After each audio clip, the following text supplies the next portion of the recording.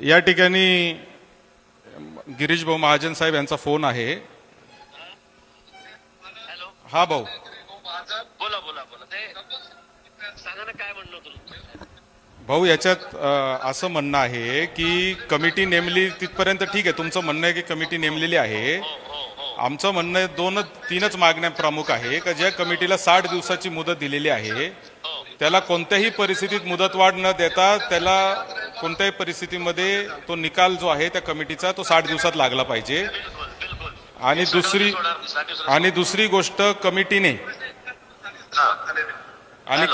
दुसरं आमची मागणी अशी आहे की कमिटीने फक्त तांत्रिक मुद्दे न तपासता जनभावनेचा पण विचार केला पाहिजे। बरोबर आहे। या दोन मागण्या आहेत भाऊ, तर तुम्ही सांगा काय करायचं। नक्की त्याचा 100% विचार होईल। मी मुख्यमंत्री महोदयांना पुन्हा सांगतो, कमिटीला सांगतो 60 दिवसातच निकाल द्यायचा आहे, सगळा काय असेल नसेल तो अहवाल द्यायचा आपला। हो, काय अडचण नाही। जनसुनवाई झाली पाहिजे भाऊ, कमिटी गावोगाव तालुक्यात आली पाहिजे।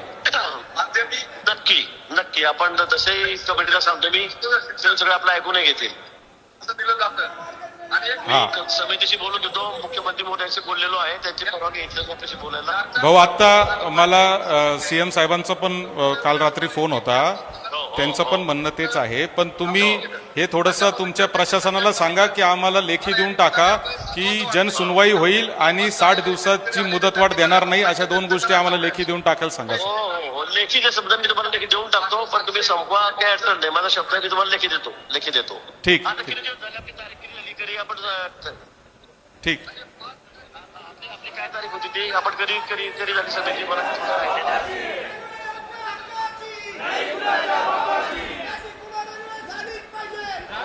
मंत्री गिरीश भाऊ महाजन आणि सीएम साहेबांचा मेसेज होता आणि त्यांचं म्हणणं आहे की कमिटी आम्हाला नेमलेली आहे, मग आता आंदोलन तुम्ही का करताय। तर आम्ही त्यांना हे सांगितलंय की हे आंदोलन जनभावना तुमच्यापर्यंत पोहोचवण्यासाठी आहे। कमिटी कोणत्याही परिस्थितीमध्ये 60 दिवसापेक्षा जास्त त्याला मुदतवाढ मिळणार नाही याची जबाबदारी सरकारने घेतली पाहिजे। आणि दुसरी गोष्ट म्हणजे कमिटी फक्त तांत्रिक मुद्दे न तपासता कमिटीने तालुक्यामध्ये येऊन जनभावनेचा देखील विचार केला पाहिजे। या दोन मागण्या आपल्या आहेत। गिरीश भाऊंना सांगितले की प्रशासनाने तसं लेखी द्यावं।